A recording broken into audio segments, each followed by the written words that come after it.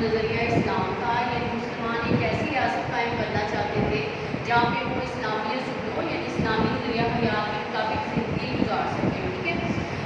آپ وہ اصول کون سے تھے؟ وہ ایسا ملک قائم کرنا چاہتے تھے جہاں پہ جو اسلامی عبادات ہیں وہاں پہ وہ آزادی کے ساتھ جو ہے وہ عمل کر سکیں، جیسے نماز، روزہ، حج، زکوٰۃ ہے. اس کے علاوہ وہاں پہ قانون کی حکمرانی ہو، ٹھیک ہے، عدل و انصاف ہو، اور اس کے علاوہ قوت و مساوات کا بول بالا ہو. یہ جو تمام ہیں یہ نظریہ پاکستان کی اگر ہم کہیں کہ یہ عناصر ہے تو یہ غلط نہیں ہوگا. سب سے پہلے اگر ہم عقائد کی بات کریں تو عقائد جو ہے وہ ایمان کے مجموعے کو کہتے ہیں. ٹھیک ہے. عقائد میں توحید و رسالت، آخرت، ملائکہ اور الہامی کتابوں پر ایمان لانا جو ہے شامل ہے، اور تمام مسلمان بحیثیت مسلمان جو ہیں ان تمام چیزوں پر جو ہے پختہ اور کامل ایمان رکھتے ہیں. اس کے بعد عقیدہ توحید جو ہے، عقیدہ توحید سے مراد کہ ساری کائنات کا خالق اور مالک اللہ تعالیٰ ہے، وہ واحد اور یکتا ہے اور انسان کی حیثیت زمین پر اس کے نائب نیسی ہے. ٹھیک ہے. یعنی جو اختیارات یا جو ڈیوٹیز وہ دے رہا ہے وہ اس کے آگے اللہ تعالیٰ کے آگے اس کے لیے اس کا جواب دہ ہے، اور انسان جو ہے اپنی طاقت سے زیادہ جو ہے کچھ عمل کرنے کا اختیار نہیں رکھتا، کیونکہ اصل جو طاقت ہے اس کا منبع جو ہے وہ اللہ تعالیٰ ہے. ٹھیک ہے. اور اس میں قائد بھی ہے کہ ان اللہ علی کل شیء قدیر، بے شک اللہ تعالیٰ ہر چیز پر قادر ہے. عقیدہ رسالت رسولوں پر ایمان لانا ایک مسلمان کے لیے ضروری ہے، بلکہ انتہائی ضروری ہے. وہ شخص مسلمان ہی نہیں ہے جو 1,24,000 پیغمبروں پر ایمان نہ لائے، خاص طور پر حضرت محمد صلی اللہ علیہ وسلم جو اس سلسلہ نبوت کو ختم کرنے والے اللہ تعالیٰ کے آخری پیغمبر اور نبی اور رسول ہیں، تو ان پر ایمان لانا جو ہے شامل ہے. ٹھیک ہے. اور جو شخص آپ صلی اللہ علیہ وسلم کو اللہ تعالیٰ کا آخری نبی نہیں مانتا وہ دائرہ اسلام سے خارج ہے. نیکسٹ جو ہمارا پوائنٹ ہے وہ ہے عبادات. عبادات میں سب سے پہلے یعنی ارکان اسلام، عبادات یعنی ارکان اسلام، اس میں سب سے پہلے جو ہم پڑھ چکے ہیں وہ توحید و رسالت ہے. اس کے بعد نماز کی اگر ہم بات کریں تو نماز جو ہے ارکان اسلام کا دوسرا رکن ہے، جو کہ فرض عبادت ہے، اور ہر مسلمان پر دن میں 5 بار جو ہے وہ امتحان کا موقع آتا ہے، اور 5 یعنی کہ اس پہ نمازیں فرض ہیں.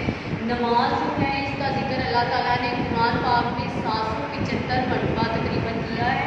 ٹھیک ہے. نماز اور زکوٰۃ جو ہے اللہ تعالیٰ نے اکثر مقامات پر قرآن پاک میں ان کا ذکر اکٹھے کیا ہے، جیسے نماز اور زکوٰۃ جو ہے وہ قائم کرو. ٹھیک ہے.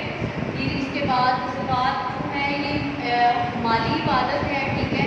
ہر صاحب استطاعت مسلمان پر جو سال میں 1 مرتبہ 2.5% کے حساب سے فرض ہے. زکوٰۃ سے جو معاشرے میں مستحقین لوگ ہوتے ہیں جن کو ہماری مدد کی ضرورت ہوتی ہے ان کی مدد ہو جاتی ہے.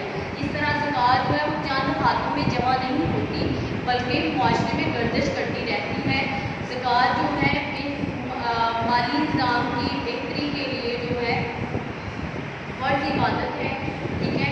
روزہ جو ہے اسلام کا چوتھا اہم رکن ہے، یہ بھی فرض عبادت ہے، اور ہم سال میں 1 مرتبہ 1 ماہ کے تمام مسلمانوں پر روزے فرض ہیں. ٹھیک ہے.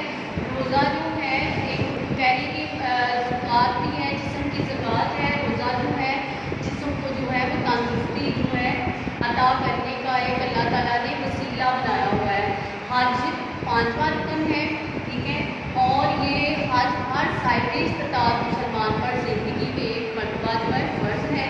حج کے موقع پر لبیک اللہم لبیک کی جو آواز ہے وہ مسلمانوں کی اتحاد و یگانت کی ایک ایسی اعلیٰ عمدہ مثال ہے جس کی دنیا میں کہیں بھی نظیر نہیں ہوتی ہے. قانون کی حکمرانی اسلامی نظام کی ایک اہم خوبی ہے. قانون کی حکمرانی میں قانون کا جو سرچشمہ ہے وہ اللہ تعالیٰ کی ذات ہے. اسلام نے جمہوری نظام متعارف کروا کے جو ہے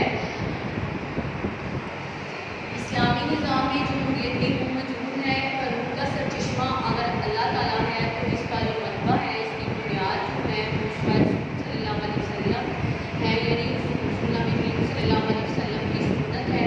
قانون کی حکمرانی یعنی اسلام